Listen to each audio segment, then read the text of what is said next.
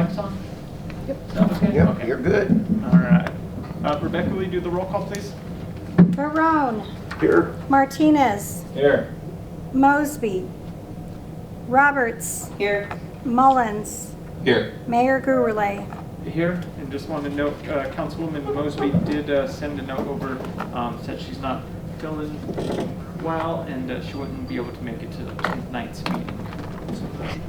You'll all rise. Please join me for the Pledge of Allegiance. I pledge allegiance to the flag of the United States of America and to the republic for which it stands, one nation, under God, indivisible, with liberty and justice for all.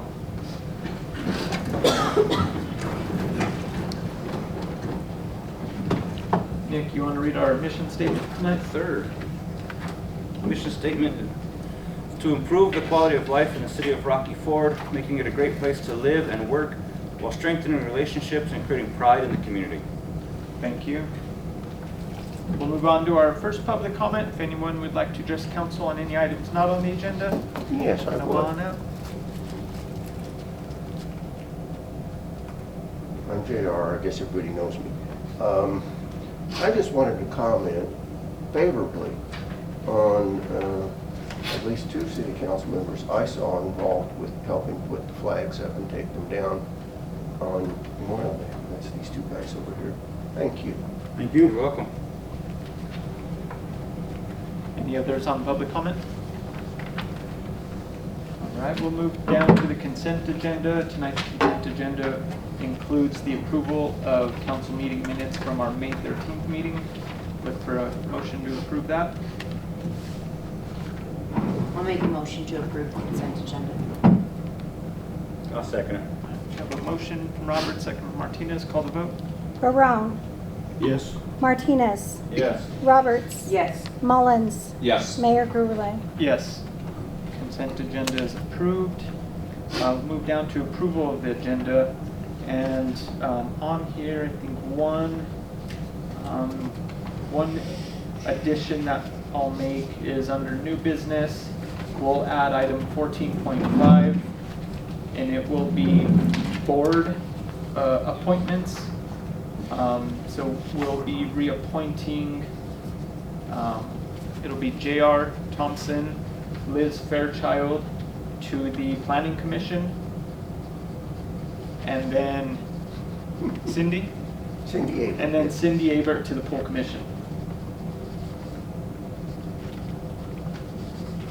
So those will be an addition we'll add under new business 14.5. And with that, I'd look for a motion to approve tonight's agenda. I'll make a motion to approve tonight's agenda with the addition of 14.5. I'll second. Go ahead. We got a motion from Roberts and a second from Robert Barone. Martinez. Yes. Roberts. Yes. Mullins. Yes. Barone. Yes. Mayor Gurley. Yes. All right, tonight's agenda is approved. We'll move on to our presentations, and I'll look to Mr. Stephen Cordova. He's gonna, from Total Concept, giving us an update on the Osborn project. Well, good evening, everybody. Mayor, nice to see you. Council members, those of you who know me, always great to see you again. And for those of you who don't, and administration, my name is Steve Cordova. I'm the Executive Director of Total Concept. We are based in Fowler, Colorado, and we are the developer and owner of the Osborn apartment complex, which is on Elm Street between the 2 highways, east and west. Hopefully you've seen that taking shape over the course of the last couple of years. We demolished the old Western apartments and have since started building on these Osborn permanent supportive housing units. The completion date is actually October 10th, so we're hoping that that still sticks as of last month, and we meet monthly for a draw request and every 2 weeks for a walkthrough. At the end of last month, we were just at 49.5% complete.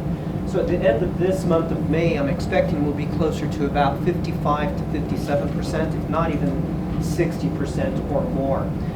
Right now, you can see they have started doing some brick work outside, And I know there had been some concern about if there was no work taking place there for a little while because vehicles and people were not visibly seen on the outside, but they were all inside. I get daily reports, we get pictures, and we have two different individuals and consultants monitoring the project, one for our construction lender who's out of Atlanta, Georgia, and one who is our architect and reports to us on a regular basis every couple of weeks. And then I go on site about every other week as well too. Happy to say that drywall is actually going up in the 3rd floor at this point in time. They'll be moving to the 2nd floor shortly. We'll be getting the 1st floor stuff drywalled as well, and then just continuing moving forward through all the rest of the detail work until we get to landscaping and all the rest of the stuff. This is a 3-story building. It does have an elevator on the south side of the building, along with a staircase on the north side. It consists of 1-bedroom units and 2-bedroom units. There are only about, I think there's about 6 or 8 2-bedroom units, and all the rest are 1-bedroom units. And with that, I am happy to answer any questions that you might have or comments that you might have. Yeah, a question, when do you plan on starting accepting applications for apartments? Yeah, Councilmember Burrow, that's a very good question.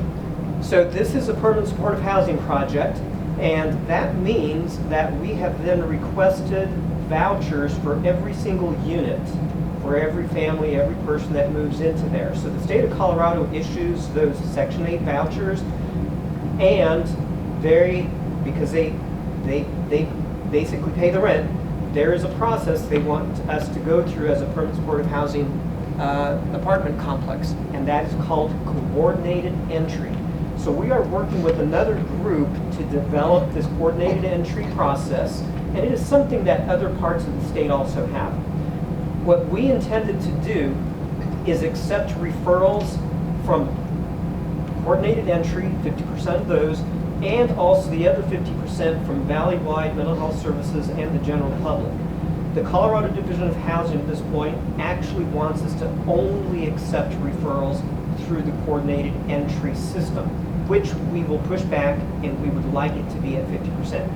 The long answer is we are not yet able to accept any applicants yet. It'll have to go through this coordinated entry process. In fact, tomorrow, or maybe, tomorrow afternoon at about 4 o'clock, we have a call with the state and the consultant and the Valley-wide and the other group to talk about services and coordinated entry process. I don't think that we're going to have a coordinated entry process in place until probably about August or even September. And then at that point, people will start being referred through those items. We'll create a wait list and a by name list, that's what it's called, and then we'll start moving people in based on their acuities. Long answer, I'm sorry, this is just governmental type processes. So basically my understanding of that, if anybody, I've had a couple people ask me about an opening, and so basically they're gonna have to, it's Section 8, for me to tell them, Section 8 people would go through the coordinated entry process through. So let me make it much easier. What we really want is nobody to say anything. Let us say that, right? You refer them to us, no more. Otherwise, it's too confusing for everybody, right? Somebody asks you, do you know how we rent over there? You say, call Total Concept. Go to their website. One of those two answers. We will process them through the system. There's a lot of rules, requirements, screening processes, and for a normal person to try to explain that is just overwhelming. I'm sorry, but the best answer is to say contact totalconcept.net right on the website, or call our office at 719-263-5168, and we will start that process. 719-263-5168. Alrighty, I wish there was more we could tell. What else would you like to tell them besides? I don't how to know, apply? anything. I mean, you're telling me not to tell them. Yeah. And again, it's because it's confusing, right? It'd be like me, who is an accountant, telling somebody how to change their transmission. I get the general idea, but I'm not going to give them all the correct instructions. I'm looking for some clarification. We've heard Sure. a lot of things thrown around, and I get it from citizens. We've heard affordable housing, we've heard transitional housing. What exactly are we housing there? So, Or who, I guess. Yeah, excuse me. absolutely. So, the Osborn is a permanent supportive housing project. So it's right in its name. It is permanent. It is not transitional at all. Okay? So that's the very first thing. Anybody who says it's transitional housing, it's right in the name. You said it's Permanent, transitional housing. supportive housing. I've never said transitional. Yes, I'm you did. sorry. I watched the thing at the college. Would you like for me to address it? Please come up and let's have that conversation if you'd like. Sure. So it is a permanent supportive housing project, which in its name is permanent. A person is to be there and will have a year-long lease at a minimum. All of our properties that are affordable and those that are considered market all have the requirement for a year-long lease. So they are not transitional and they are not temporary. Permanent supportive housing. So they are not transitional. I'm sorry, your name? My name's Gary Reed, and you know me good and well. I'm sorry, I don't know you, Gary. Yeah, I don't care if you know me or not. That's a bunch of BS. You said at the county, or at the college, that it was transitional housing for the homeless. Dwayne said it's transitional housing for the homeless. So, You who's might right? be- I'm right. You might be getting confused with. Well, I'm getting confused because you're screwing everybody around here. How are we screwing you? As a property owner and a landowner, you're charging twice for what I can house one person. So I can house two people for what you have charged for one. That is fantastic. I appreciate that, and I hope you can do more of that. Well, I can't because you're sucking out of the system and the money's not there. What system am I sucking? The HUD system, the same system that everybody else. If you're gonna make comments, We don't. let's stick to facts and, All right. ask Yeah, questions. well, Try there's to no get- facts here, I'll try to guarantee get you. the information you need. Watch what you're listening to because he's bullshit right there.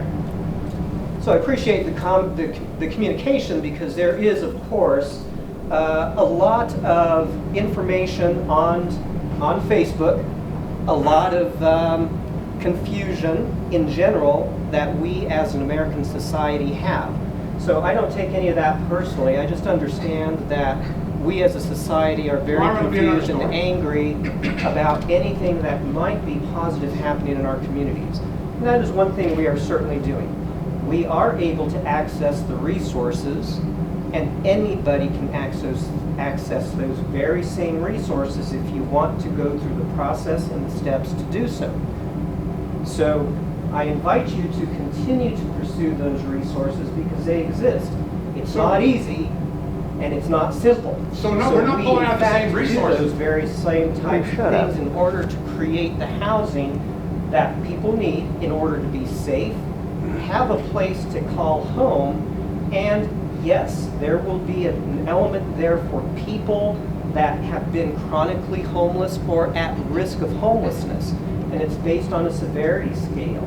So there is this form that the coordinated entry process will fill out on behalf of that individual to determine the severity of that individual, so that they might rise to the top of the priority list in the wait list or in the move-in process as well.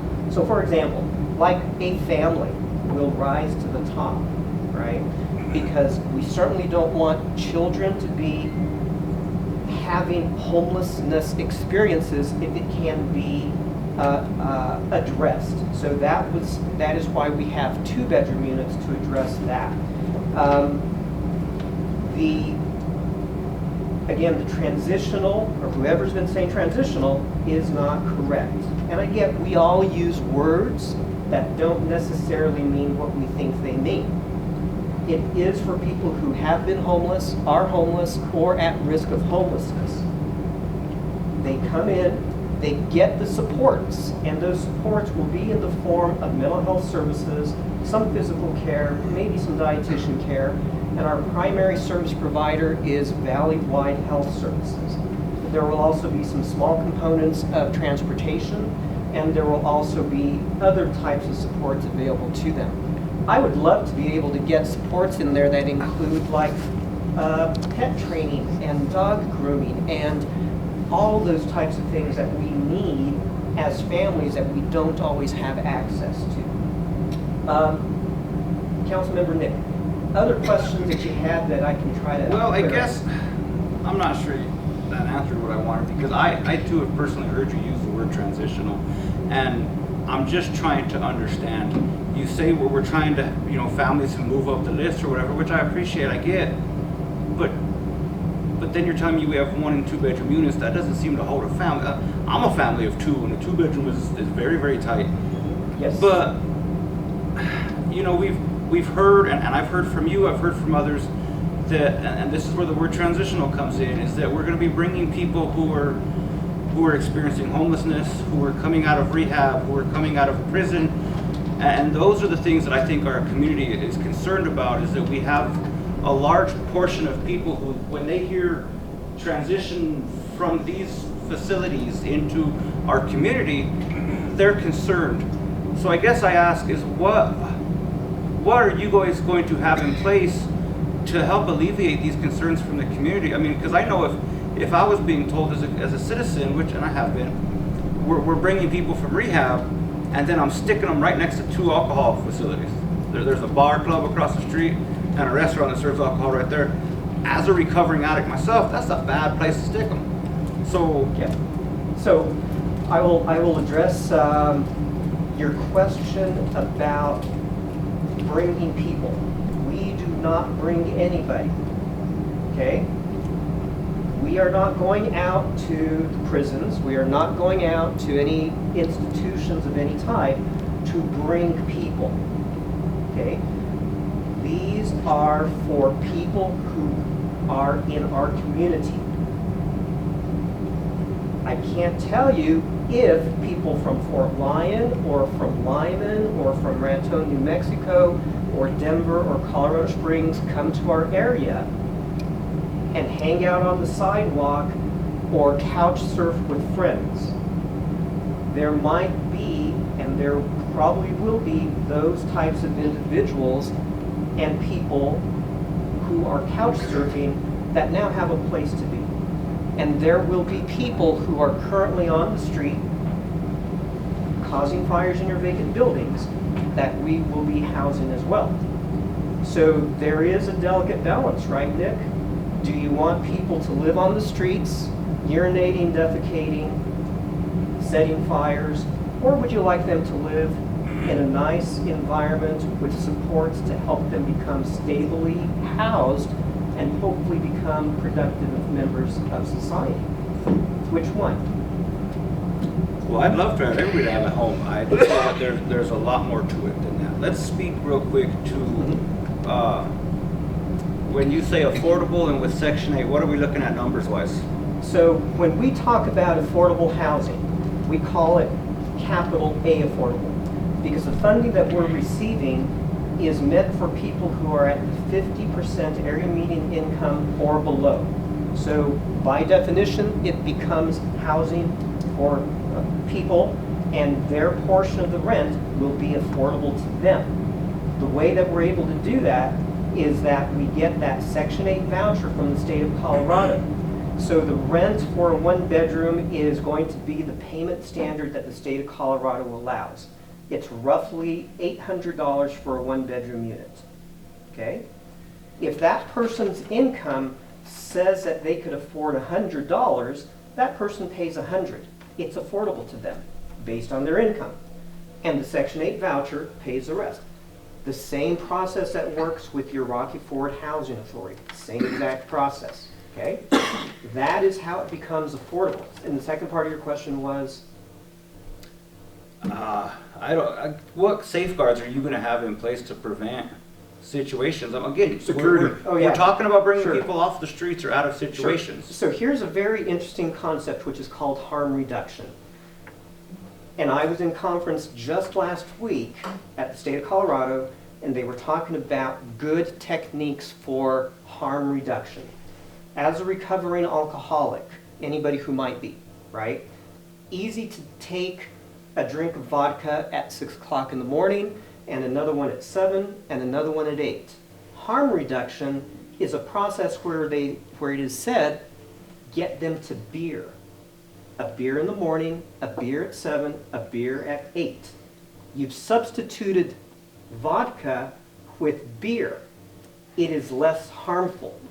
So, it's the very same concept in harm reduction. People who may have been drinking all day, all night, may have a safe place. And we don't know why they are all drinking, right? Perhaps it's the difficulties that they're facing. Can alleviating some of those issues that they're facing reduce the amount of alcohol that they're intaking? Or if they're doing meth or coke or other harder drugs, is it better for them to drink alcohol instead? It's a very interesting concept, but that is a concept called harm reduction. So it actually follows clinical requirements. So security, I mean, are they gonna have any kind of So rigs? security, we will have cameras and we will have other types of security devices. But there are no armed guards and there is no security force. Again, this is not a prison. It is not Okay, a security I'm not saying it's a facility, prison, but right? you're bringing in, if I may interrupt, but you're bringing in people with issues, people with problems, drugs, alcohol, whatever, you just said it. So now you're bringing them in and you're saying, well, maybe, to me, I don't see the difference whether it's an ounce of alcohol from beer or an ounce of alcohol from tequila. I don't care. An ounce of alcohol is an ounce of alcohol, whether it's 7 o'clock in the morning, 4 o'clock, 3 o'clock, I don't care. It all takes the same in the system. It all does the same harm. But, you know, you're bringing it in. My understanding is there's going to be roughly 30 beds, give or take a room or two. 7 are going to be 2-bed. 23 roughly going to be single. The people that got the first priority, you said they're want to be homeless and homeless families. We have plenty of those in the valley. I don't think, I mean, priority is going to be to Rocky Ford, or The priority is going to be, and this is why that coordinated entry process is so important, it extends out to all of southeastern Colorado. So it's not just Rocky Ford, it's not just Rocky Ford and La Junta and Swing. It is the entire southeastern section of Colorado. And you're absolutely right. When counts were being obtained of people who were at risk of homelessness or homeless, the Medicaid eligible people alone were 880. You're right. This is going to hopefully fill a void, but there is still another 850 people out there. In what area? my concern is what we already have here, we have a problem. Everybody sees it, everybody's aware of it. We don't need to bring in more if we already have to add to what we have. The ones that we have that are homeless stay homeless and just bring in people from other, I mean, I like to see priority given to people that are here. La Junta, Rocky Ford, Swing, Banzi, whatever, you know, the local valley. And then Section 8, I've never had Section 8, I've never, you know, I've heard about it. One of the things I have heard about it is it takes forever once you sign up to get on it. So if they're not currently on Section 8, it could be a year before they even get qualified, right? No, not in this process, right? And this is why we're accessing those Section 8 vouchers through the state of Colorado, and we will have a separate contract specifically for our property. So technically, we have property-based Section 8. Those vouchers remain with our property. So anybody who comes in and we have a vacant unit will immediately, if they qualify, there is still a screening process, Councilor Barone, right? We're not letting anybody just come in because they breathe, right? There's a screening process. Nicole used to work for me. She knows how many complaints we get through our screening process. Okay? We have a screening process. There is a tenant selection plan. Those are some of those safeguards, right? Again, I'm not a mechanic. I can generally tell you how to do a transmission, but not exactly. Get my drift? I hear you, you know, it just, I have a couple, 3 volunteer things I do around town, the community help out, and I'm sorry, I mean, as a volunteer, and see what I put up with, what other volunteers put up with 99% of the people are good. You always have that one bad apple. But when, people start fires, they get drunk, they start fights, I see it happen every week with the things I do around the town. And I don't know, I just have concerns with, I'm not against the people going there, they need help, I'm for it, but I'm afraid of what might happen, Well, bringing in more. You are absolutely right? I might get into an accident driving home, but I still have to drive. You might drop from a heart attack, but we still keep walking. I get it. Yeah, We might choke when we go out We have to the eat. accident going home, we already got, this is something Right. I heard that's new, let's start it on the right Yeah. project, on the right foot, not Yeah. get, My approach to things is we have to look forward and we have to look at the positive aspects of it and how it can change that next person's life.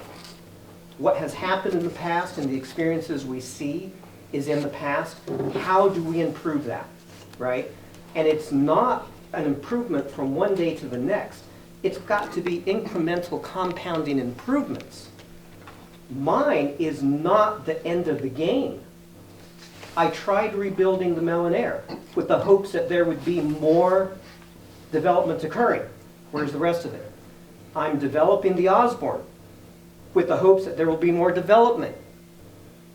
Where's the rest of it, right? Mine is the beginning of the process. We would like to invest this $13 million in this project in the city of Rocky Ford. In order for there to be additional investment in the city of Rocky Ford by townspeople, the town, and other developers. That's what I would like to see. And we are helping the most in need as a safety net. Those people who have minimal or no income at 30% area median income and or below. Where is the next group of developers or people going to build those for 50% or 100%? We absolutely have one in the audience, which I encourage. Access those resources. They exist. Not the same resources, sorry about that, buddy. It's all fine. Resources are resources. I'm agnostic stealing out of to the which pot, ones there are. and that's what it I is. will access them through I don't know what to CHAFA, say. through Colorado Division of Housing, through HUD, through USDA-RD, and in market, right? I will access them anywhere in order to help our communities. So I just want to, and mine really isn't a question for you, because I get what you're doing, because again, I've worked with you and I get it. The resource that he's talking about that you have access to, like every other person, is Section 8 vouchers, HUD vouchers. As long as your houses qualify, you can get those just like other places do. Rocky Ford Housing Authority has an X number of vouchers that they have for this area. They use most of them or so at the plaza. That's where most of them go. A lot of the other ones get issued out throughout town. It's based on people that have applied for them. People are going to have to apply for these just like they apply through Rocky Ford Housing Authority, Otero County Housing Authority, Lahana Housing. It all goes the same way. He's not taking away from anything that's going into there, I don't think. You're not taking away This is any all brand new. vouchers from Rocky Ford Housing Authority to fill these 30 units. He's getting 30 new vouchers 30 that are brand new going ones. to be in this place Yeah, only 30 new to help vouchers. people. Who do you think you're screwing out of the, I have tenants wait for 2 years before they can get on. We don't But that, compete he's with not those. affecting that, Gary. He's he's getting 30 Okay. new vouchers for You the suck area. down the Kool-Aid, go ahead. No, and I bring it no, up. honey, I guarantee that I did not leave there on great terms at all. Not one little bit. And it has taken the 5 years since I left there to build this relationship back to what it is today. So I Just didn't forward drink the that. Kool-Aid, and I certainly am not going to drink it again. And I appreciate you letting everybody know, these are new resources. Absolutely, these do not take away from what the Rocky Ford Housing Authority already has. We are adding more resources. to So this Rocky community. Ford gets so many vouchers. We only get vouchers based on how many people are in the area. The only way to get more vouchers in the Rocky Ford or Lahana or Otero County is to have more people here when they do the counts and stuff. That's the only way to get more vouchers in the area. So People are going to apply for these vouchers. He's not bringing people in and going, here, apply for this, come stay here.